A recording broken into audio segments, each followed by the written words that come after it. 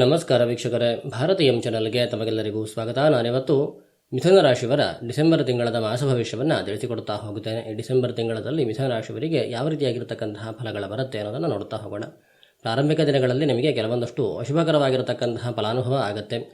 ತದನಂತರ 15 ದಿನಗಳ ನಂತರ ನಿಮಗೆ ಒಂದಷ್ಟು ಅನುಕೂಲಕರವಾಗಿರತಕ್ಕಂತಹ ಫಲಾನುಭವ ಅನ್ನುವಂಥದ್ದಾಗುತ್ತೆ. ಆದರೂ ಕೂಡ ಈ ಗುರುವಿನ ಅನುಗ್ರಹ ಅನ್ನುವಂಥದ್ದು ಇರೋದರಿಂದ ಈ ಅಶುಭ ಫಲಗಳ ಒಂದು ಪ್ರಮಾಣ ಏನಿದೆ ಅದು ನಿಮಗೆ ಕಡಿಮೆ ಅನುಭವಕ್ಕೆ ಬರುವಂತಹ ಸಾಧ್ಯತೆ ಇದೆ. ಆದಾಗ್ಯೂ ಕೆಲವೊಂದಷ್ಟು ದಶಾಭುಕ್ತಿಗಳಿರತಕ್ಕಂಥವರಿಗೆ ಅಶುಭ ಫಲಗಳ ಅನುಭವ ಅನ್ನುವಂಥದ್ದು ಜಾಸ್ತಿಯಾಗಿ ಬರಬಹುದು. ಫಾರ್ ಎಕ್ಸಾಂಪಲ್, ನಿಮಗೆ ಈಗ ಕುಜ ದಶೆ ನಡೀತಾ ಇದೆ, ಅಥವಾ ಶನಿಯ ದಶೆ ನಡೀತಾ ಇದೆ, ಅಥವಾ ರಾಹುವಿನ ದಶೆ ನಡೀತಾ ಇದೆ ಅಂತಾದರೆ ನಿಮಗೆ ಕೆಲವೊಂದಷ್ಟು ಅಶುಭ ಫಲಗಳ ಒಂದು ಅನುಭವ ಅನ್ನುವಂಥದ್ದು ಬರುವಂತಹ ಸಾಧ್ಯತೆ ಇದೆ. ಆದಷ್ಟು ಜಾಗ್ರತೆಯನ್ನು ಮಾಡಿಕೊಳ್ಬೇಕಾಗತ್ತೆ. ಈ ರಾಹು ದಶೆಯಲ್ಲಿರ್ತಕ್ಕಂಥವ್ರು, ಕುಜ ದಶೆಯಲ್ಲಿರ್ತಕ್ಕಂಥವ್ರು ಹೆಚ್ಚಿನ ಜಾಗ್ರತೆಯನ್ನು ವಹಿಸಿಕೊಳ್ಬೇಕಾಗತ್ತೆ. ಹಾಗೆ ಉಳಿದಿರತಕ್ಕಂತೆ ಗುರುವಿನ ದಶೆ, ರವಿಯ ದಶೆ, ಬುಧನ ದಶೆ ಹಾಗೂ ಶುಕ್ರನ ದಶೆ ನಡೀತಾ ಇರತಕ್ಕಂಥವರು ಒಂದಷ್ಟು ಶುಭ ಫಲಗಳ ಅನುಭವವನ್ನು ಪಡೀತೀರಿ. ಈ ತಿಂಗಳಲ್ಲಿ ಪ್ರಾರಂಭಿಕ ದಿನಗಳಲ್ಲಿ ಕೆಲವೊಂದಷ್ಟು ಅನಾನುಕೂಲತೆಗಳಾಗ್ತಾ ಹೋಗುತ್ತೆ.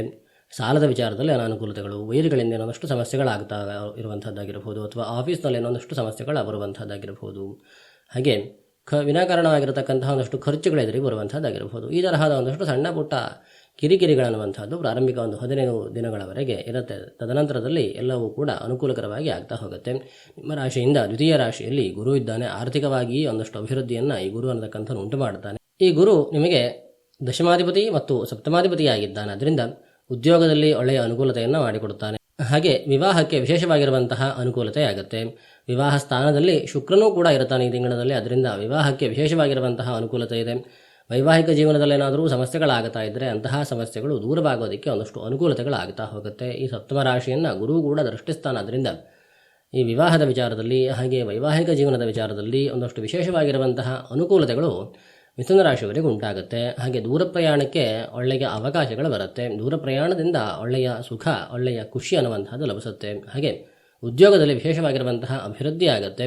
ಪ್ರಾರಂಭಿಕ ದಿನಗಳಲ್ಲಿ ನಿಮಗೆ ಸಣ್ಣ ಪುಟ್ಟ ಕಿರಿಕಿರಿಗಳು ಉಂಟಾದರೂ ಕೂಡ ಈ ತಿಂಗಳ ಕೊನೆಯಲ್ಲಿ ನಿಮಗೆ ಒಳ್ಳೆಯ ಒಂದು ಫಲದ ಅನುಭವ ಅನ್ನುವಂಥದ್ದು ಬರುತ್ತೆ. ಕುಜ ದಶೆಯಲ್ಲಿ ಇರತಕ್ಕಂಥವರು ವಿಶೇಷವಾಗಿರುವಂತಹ ಜಾಗ್ರತೆಯನ್ನು ವಹಿಸಿಕೊಳ್ಳಬೇಕಾಗತ್ತೆ.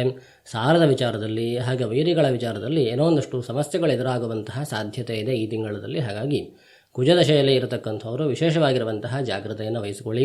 ಹಾಗೆ ವಿದ್ಯಾರ್ಥಿಗಳಿಗೆ ವಿಶೇಷವಾಗಿರುವಂತಹ ಅನುಕೂಲತೆಗಳಾಗುತ್ತೆ. ವಿದ್ಯಾಸ್ಥಾನದಲ್ಲಿ ಗುರು ಇರುತ್ತಾನೆ. ಆ ಸ್ಥಾನದಿಂದ ವಕ್ರಿಯಾಗಿ ನಿಮ್ಮ ರಾಶಿಗೆ ಮತ್ತೆ ವಾಪಸ್ ಬರ್ತಾ ಇದ್ದಾನೆ. ಅದರಿಂದ ವಿದ್ಯಾರ್ಥಿಗಳಿಗೆ ವಿಶೇಷವಾಗಿರುವಂತಹ ಅನುಕೂಲತೆ ಈ ತಿಂಗಳಲ್ಲಿ ಇರುತ್ತೆ.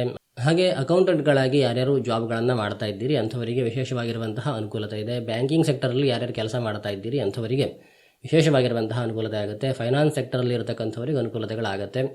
ಹಾಗೆ ಈ ತಿಂಗಳಲ್ಲಿ ವಿಶೇಷ ಜಾಗ್ರತೆ ಅಂತಂದರೆ ಯಾರಿಗೂ ಕೂಡ ಸಾಲ ಕೊಡೋದಕ್ಕೆ ಹೋಗ್ಕೊಳ್ಬೇಡಿ.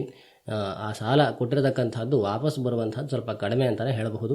ವಾಪಸ್ಸು ಪೂರ್ಣವಾಗಿ ಅದು ಸಿಗೋದಿಲ್ಲ, ಅಥವಾ ವಾಪಸ್ ಬರೋದಕ್ಕೆ ಟೈಮ್ ತೆಗೆದುಕೊಳ್ಬಹುದು. ಹಾಗಾಗಿ ಈ ಸಾಲ ಕೊಡುವ ವಿಚಾರಕ್ಕೆ ಈ ತಿಂಗಳ ಒಂದಷ್ಟು ಅನುಕೂಲವನ್ನು ಮಾಡಿಕೊಡಲ್ಲ.